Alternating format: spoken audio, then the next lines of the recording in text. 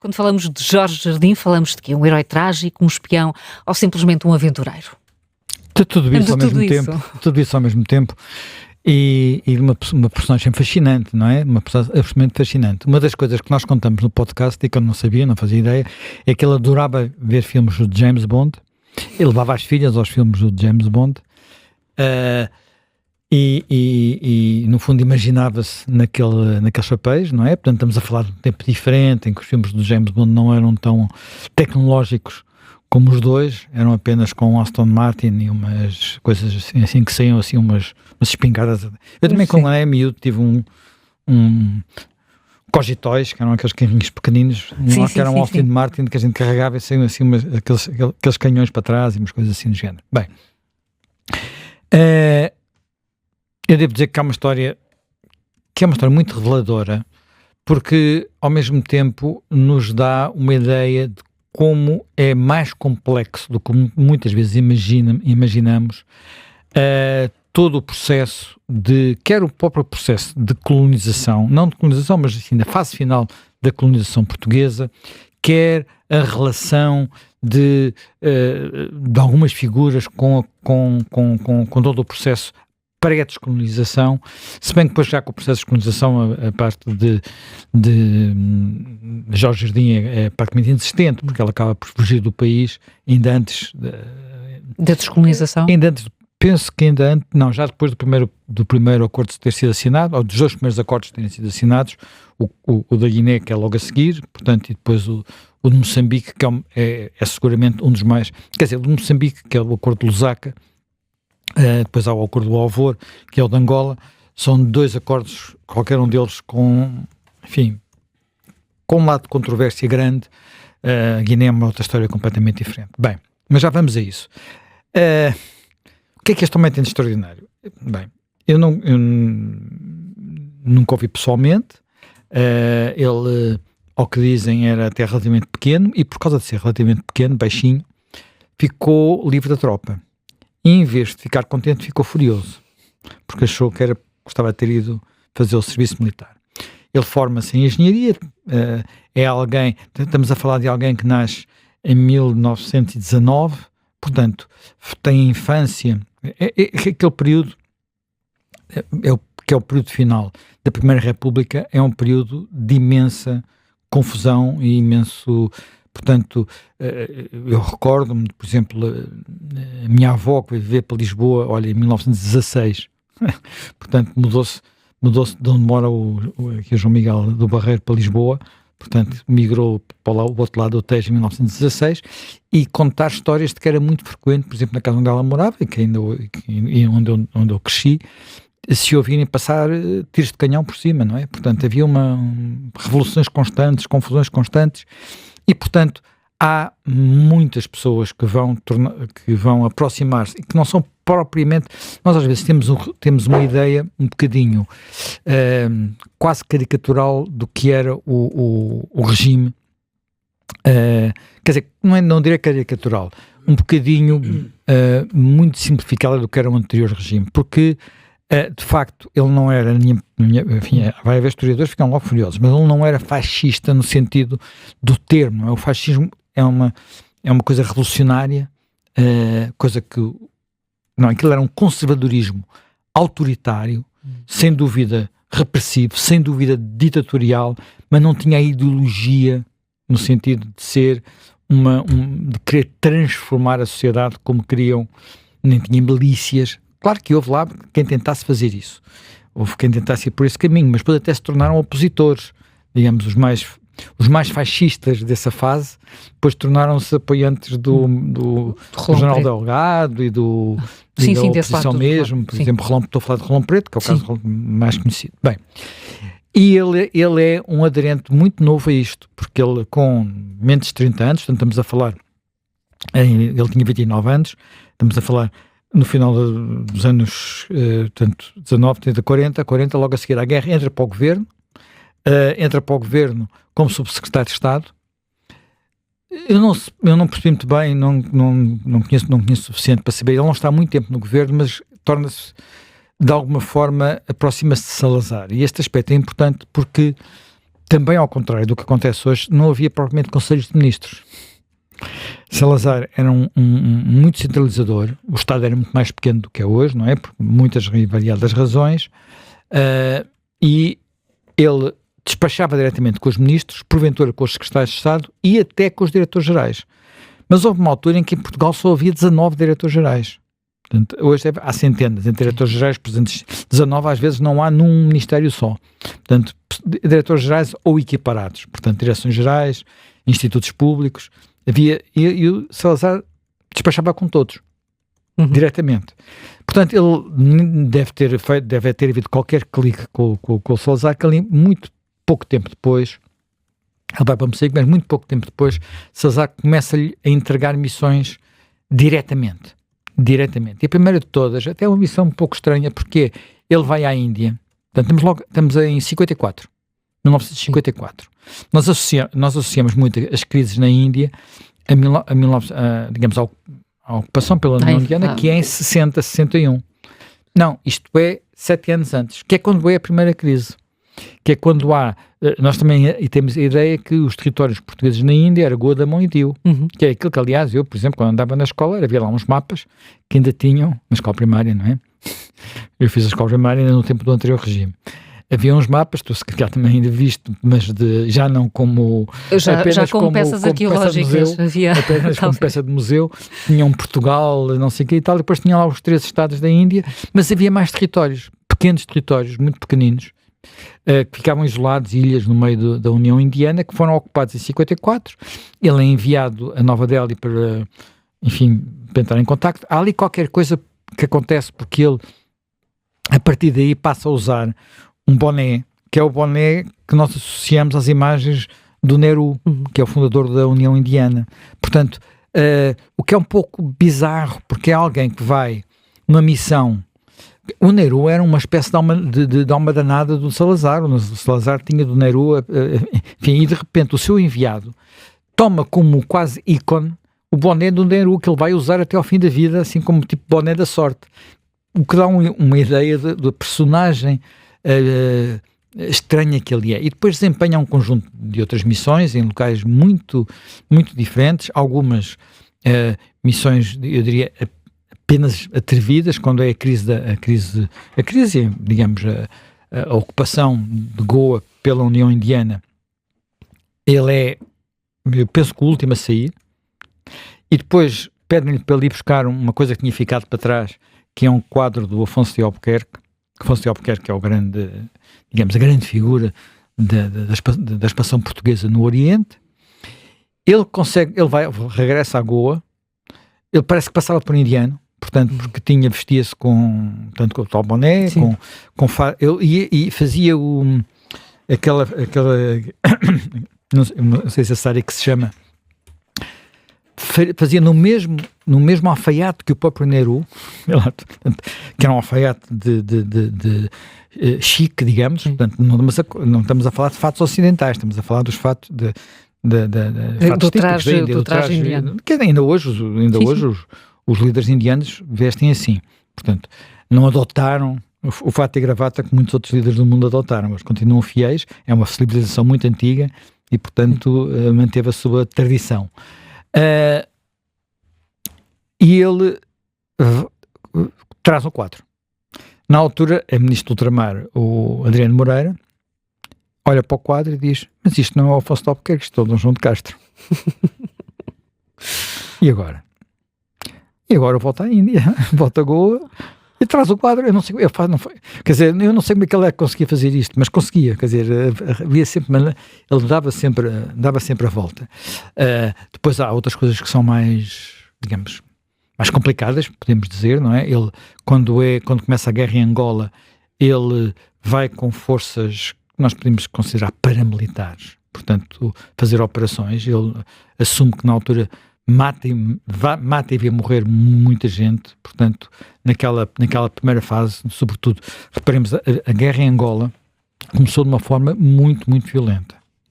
Portanto, ao contrário do que acontece nas outras antigas colónias, a guerra em Angola começa no norte, não começa com o MPLA. O MPLA é mais um movimento de Luanda, onde tinha havido umas revoltas estudantis, umas revoltas urbanas, mas a guerra começa com massacres.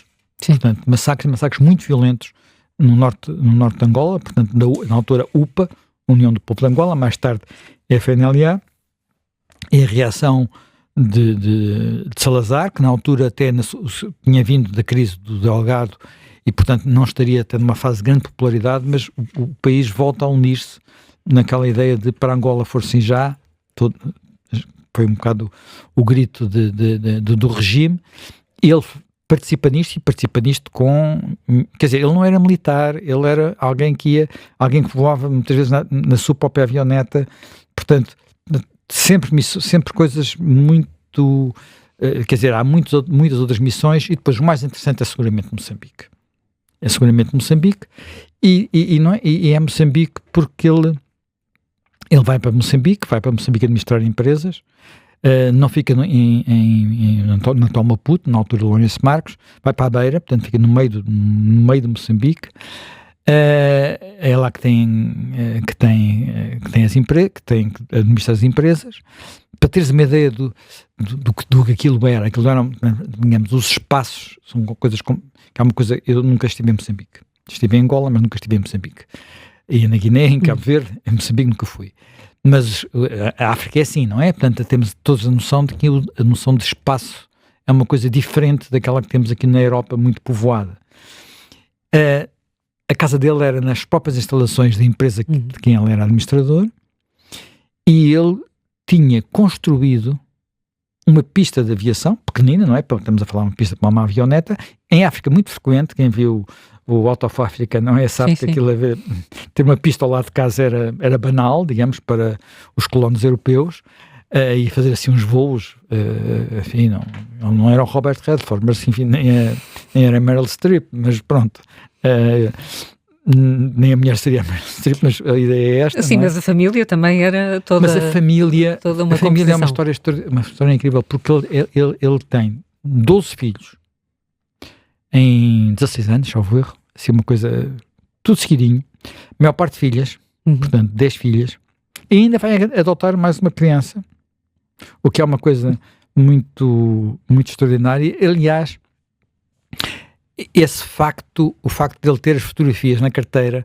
vai salvá-lo de uma situação muito delicada por que ele vai passar, porque de repente quem se preparava provavelmente para o matar, de repente faz-lhe perguntas sobre aquelas fotografias que ele tem e percebe que ele é uma pessoa, quer dizer, que não é um daqueles, enfim, sanguinários que podia andar por aí, portanto andava numa missão qualquer, era uma pessoa especial.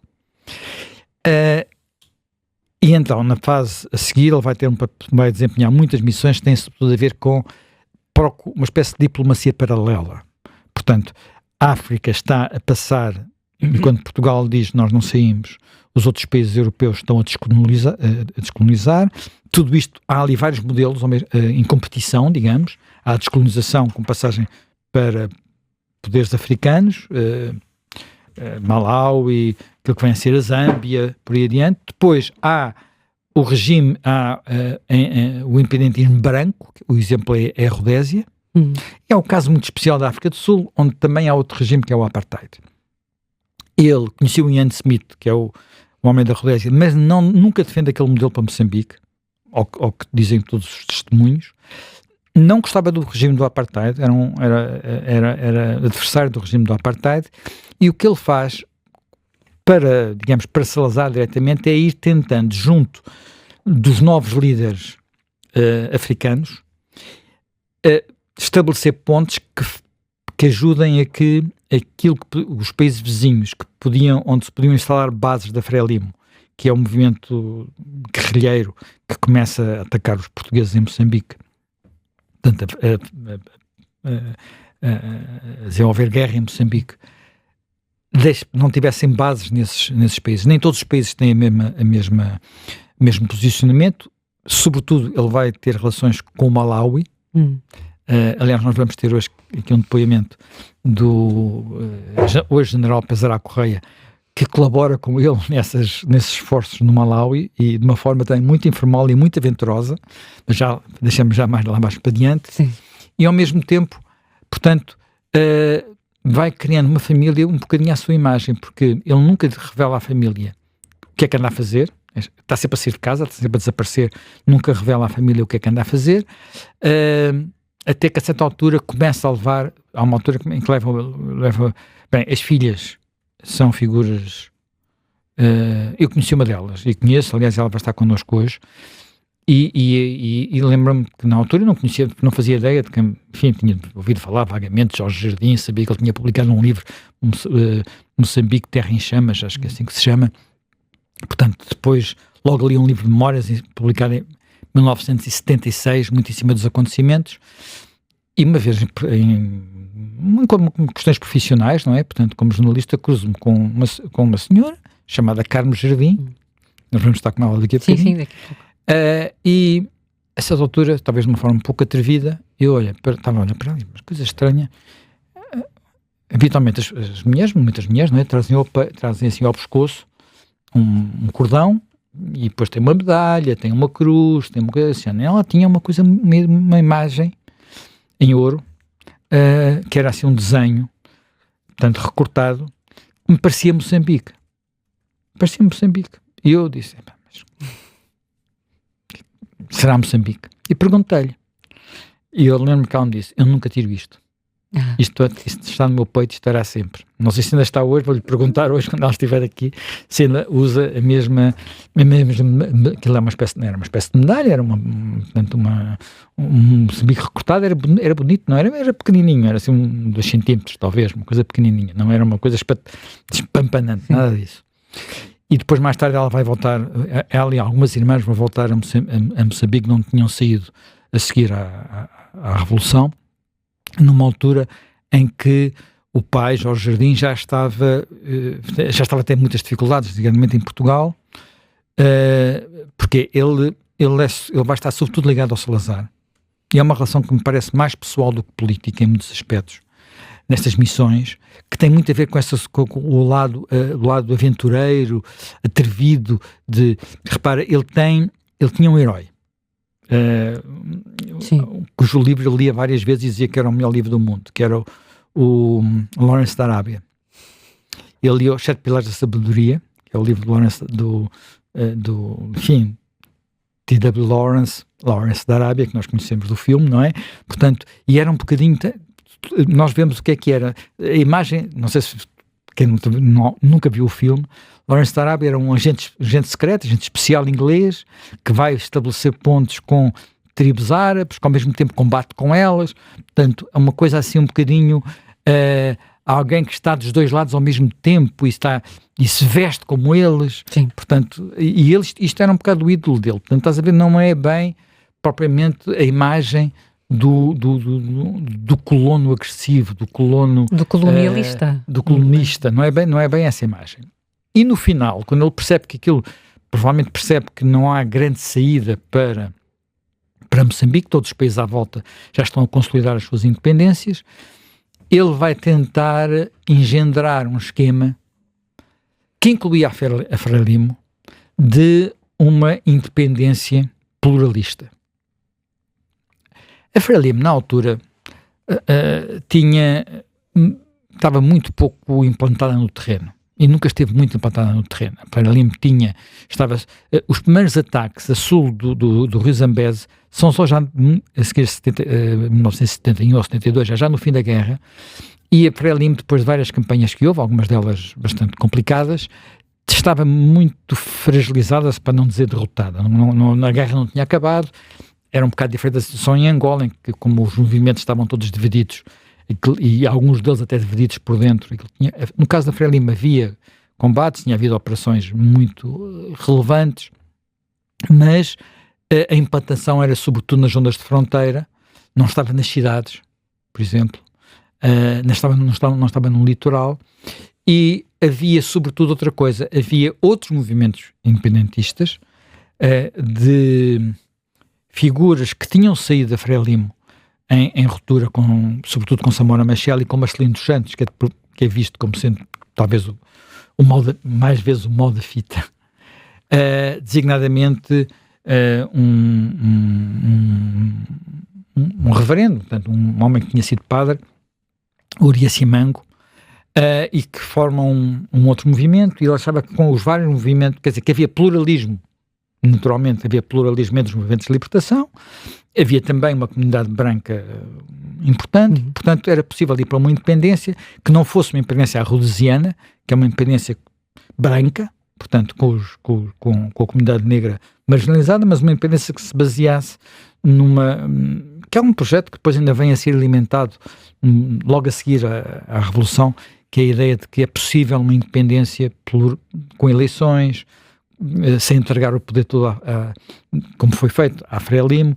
As razões porque isso depois não aconteceu é outra história que podemos eventualmente regressar a ela hoje, mas não é aquilo essencial. Mas ele acaba por fazer isto, de alguma forma, à revelia de Marcelo Caetano, com quem ele nunca tem grandes relações. Há ali uma relação, repara, Marcelo Caetano ele tinha alguma confiança em Baltasar Rebelo de Sousa, no pai de Marcelo Rebelo de Sousa. Aliás, no nosso podcast não aparece um testemunho, não de Marcelo, mas de um dos irmãos dele, que se recorda de Jorge Jardim. E, portanto, Baltasar Rebelo de Sousa chega a ser ministro do ultramar e, portanto, ele acha que consegue fazer umas pontes, umas jogadas e tal, mas aquilo não corre bem. E, sobretudo, ele tem depois um ódio, óbvio, Costa Gomes. Costa Gomes é o último, penso que o último governador militar em Moçambique, ou não foi o último, mas é governador militar de Moçambique. Ele era uma espécie, durante o tempo de Salazar, não havia ninguém que fosse nomeado para Moçambique que o Salazar não lhe perguntasse se era uma boa nomeação. Que não perguntasse a Jorge Jardim. A Jorge Jardim. Bem, achas bem? Então, quer dizer, ele tinha quer dizer, ele foi deputado à Assembleia Nacional. Não tinha nenhum estatuto, mas havia uma relação de confiança. Deputado à Assembleia Nacional, mas apenas uma vez, não tinha uma carreira política, não era um mistura de empresas, não é? Portanto, e um espião, um agente secreto, um agente especial, o que tu quiseres. E depois ele, de facto, tem esta péssima relação com o Costa Gomes, que se acentua a seguir ao 25 de Abril. Ele está em Lisboa quando de repente é avisado por um militar que vai ter um mandato de captura contra ele. E ele vai refugiar-se onde? Na Embaixada de Malawi. E vai estar lá. A Embaixada de Malawi é cercada por militares que passam, mas não podem entrar lá dentro, não é? Portanto, nós sabemos que há às vezes refugiados que estão anos. Juliana Assange, para não ir mais longe. Depois, anos em embaixadas à espera de conseguir fugir. Só que ele estudou bem as coisas, percebeu a que horas é que as luzes da rua apagavam e acendiam, percebeu como é que aquilo estava e consegue fugir a pé. Sem ser visto. Sem ser visto pelos militares que estavam a cercar a embaixada, foge a pé, atravessa a pé a fronteira, depois levam-no até à fronteira, depois ele atravessa, na altura as fronteiras não eram como hoje, não é? Havia controles fronteiriços, faz aquilo que muitos portugueses, quer dizer, que faziam, sei lá, muitos dos imigrantes que iam a assalto, muitos dos clandestinos do PCP que tinham passado assalto também à fronteira, ou do PCP, não só, eu conheço pessoas que fizeram isso quando tinham dúvidas de estar a ser perseguidas pela PIDE, estudantes, não é? Jovens estudantes na altura. Olha, uma delas é jornalista, é a Teresa de Sousa. A Teresa de Sousa passou a pé a fronteira. Foi. Antes do 25 de Abril, ela fugiu para a França. E tem tudo, quando está em Espanha, depois em Espanha a história já é outra, ele depois envolve-se nos movimentos ligados ao Spínola, ligados portanto, ao MDLP. Aliás, nós aí temos já um outro depoimento muito engraçado, que já tínhamos também ouvido falar dele naquelas conversas que o Pedro Castro e o Rui Ramos estão a ter sobre o que era a vida no 25 de Abril, e o João Braga conta como é que foi o seu encontro com uma figura que lhe falou em espanhol, que trazia um bigodinho, que não sei o que mais, e que era o Jorge Jardim, e que estava a organizar as coisas em Espanha. Portanto, tudo isto sempre num ambiente de James Bond. Sim, sim. Num ambiente de James Bond. E, portanto, esta é uma figura.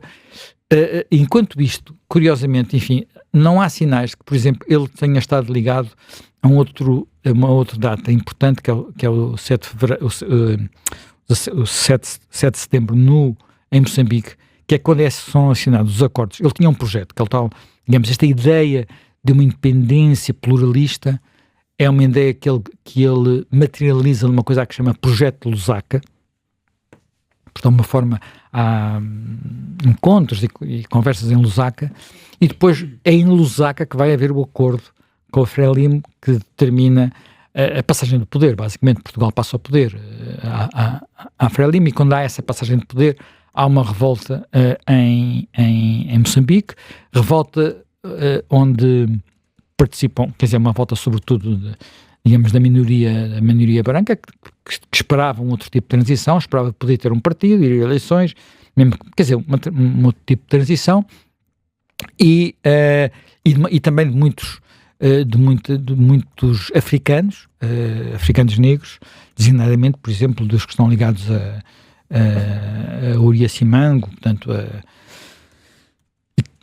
e que vão ter, portanto, nós falamos alguns deles, Joana Simeão, por exemplo, não é? Eles acabam por ser todos presos, e há informações, enfim, tudo isto, há informações que mais tarde, aliás, há uma reportagem publicada, editada pelo Público na década de 60, por um historiador,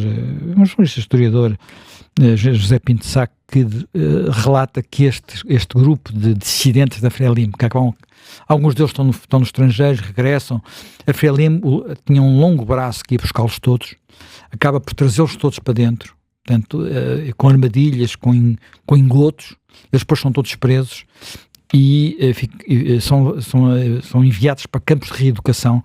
A Frelimo na altura tinha uma retórica, se nós formos ler hoje os discursos de Samora Machel, são uma espécie de Mao Tse-tung. Portanto, não é a retórica de Lenin, é a retórica de Mao Tse-tung, portanto, a retórica da Revolução Cultural e a aplicação disso, a tentativa de aplicação disso à prática.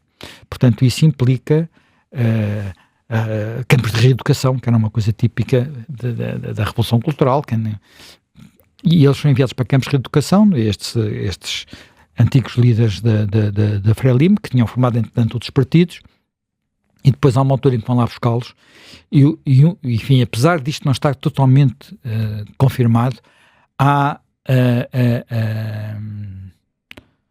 a informação ou a suspeita que foram todos atirados por uma vala, regados com gasolina e queimados vivos, no caminho entre esse campo que ficava no Niassa, no norte de Moçambique, e Maputo, para onde eles, em princípio, estariam a ser conduzidos. Portanto, tudo isto é um tempo muito complicado em Moçambique, e Jorge Jardim, por isso, digamos assim, dizer que é um herói, ele tem um lado heróico, em algumas das suas ações, dizer que é um aventureiro, isso aí é de certeza absoluta, dizer que tem um lado, a sua vida acaba por ter um lado trágico, até porque nós não sabemos porque é que ele morre durante uma reunião, a uma mesa de trabalho. Sim. E as pessoas nem se apercebem logo que ele está morto, porque ele de repente fica parado, não responde às perguntas, e quando lhe tocam ele cai em cima da mesa.